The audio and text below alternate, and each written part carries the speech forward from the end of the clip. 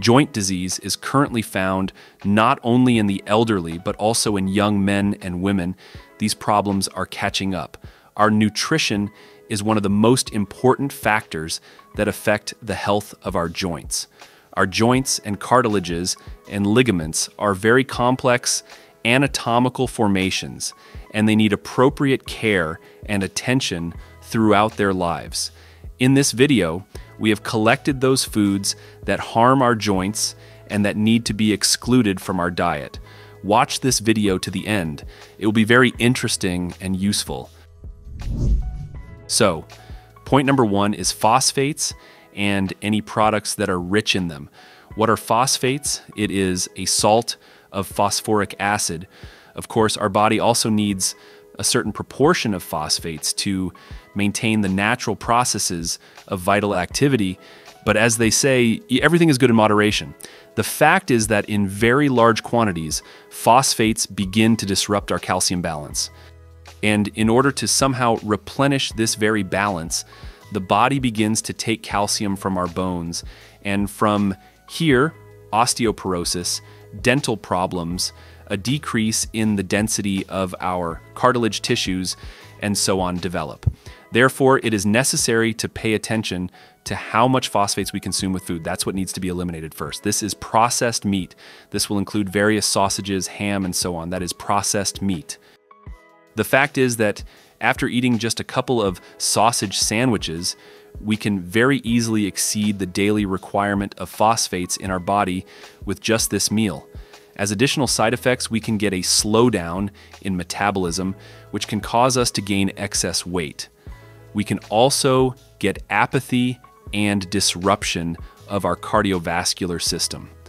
Therefore, it is necessary to abandon sausages in favor of real natural meat. Moreover, phosphates are found not only in processed meat, but also in other products. For example, these are crab sticks. You probably already know that crab sticks are not made from crab meat. There are also a lot of phosphates in processed cheese. By the way, processed cheese, unlike normal, real high-quality cheese, is also not a healthy alternative. Phosphates are also found in various sauces, chips, food in cans, carbonated drinks, as well as many fast food products, that is, semi-finished products. In general, of course, these products must be excluded from our diet, not only for reasons of preserving the health of our joints, cartilage, and ligaments, but also because they affect the cardiovascular system and the permanent processes of microinflammation and so on. Therefore, even if the knees do not hurt, it is still better to exclude them, and if they do, then even more so. Let's move on. The next item is sorrel. Sorrel is useful. It is a very good herb. There is a good dose of magnesium, vitamin B6, iron, and in general, no nutritionist will say that sorrel is bad. But there is one caveat. Sorrel is useful if we consume it fresh. Then everything is wonderful and useful. But if we heat treat it, that is, fry, stew, steam, bake, then sorrel, or rather its acid begins to react with calcium, and as a result, an inorganic salt is formed, which is very difficult for our body to digest, and it can begin to settle, for example, in the form of kidney stones.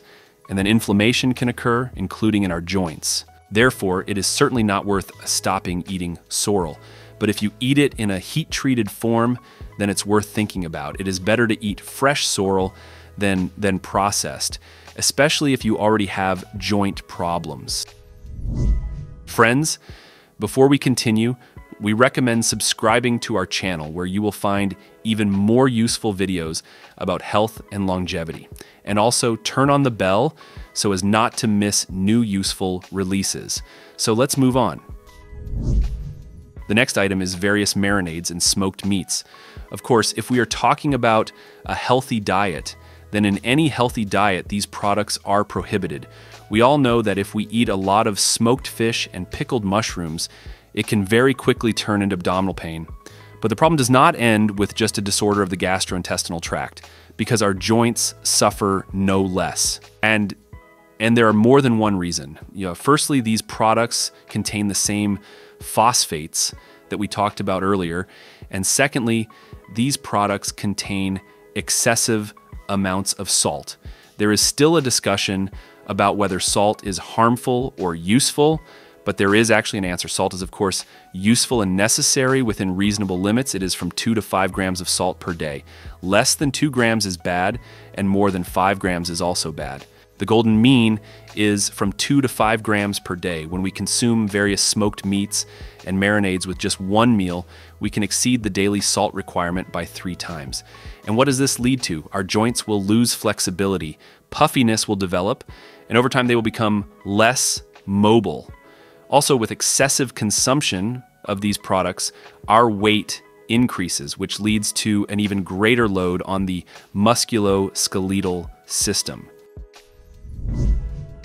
The next item is sweets and especially pastries. We all know perfectly well about the harm of sugar. Sugar is the main inflammatory factor in our diet. Sugar provokes inflammation, including in our joints. Sugar also disrupts the synthesis of collagen and contributes to its destruction. And collagen is the main building material of our connective tissue, that is our skin, as well as cartilage and tendons. So, of course, sugar is the enemy of our joints. It is also worth mentioning about baking. The fact is that baking is sugar plus yeast.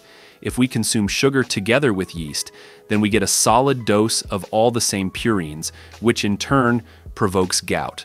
Therefore, in general, of course, nutritionists recommend giving up these confectionery products, various sweet rolls and so on. But if you already have problems with your joints, then it means that you should think about it even more seriously. The next item is tea and coffee, but here it is necessary to make a reservation again. Within reasonable limits, tea and coffee will be more useful than harmful. But what is a reasonable limit? This is where the nuances and individual characteristics of the body begin. But here's what you need to know. Tea and coffee contain a lot of purines. These are chemicals that play a very important role in the formation of our DNA molecules. And of course, if we have a serious lack of purines, this will lead to big health problems. The same can be said about the excessive use of purines. Here too, you need to observe the measure. If we consume too much tea and coffee, for example, 5 cups a day, then as a result, the level of uric acid in our body increases very much. And then its crystals begin to settle on the cartilage and vascular membranes. And as a result, this can lead to gout. So, if this video was useful for you, then share the link with your friends and click the like button.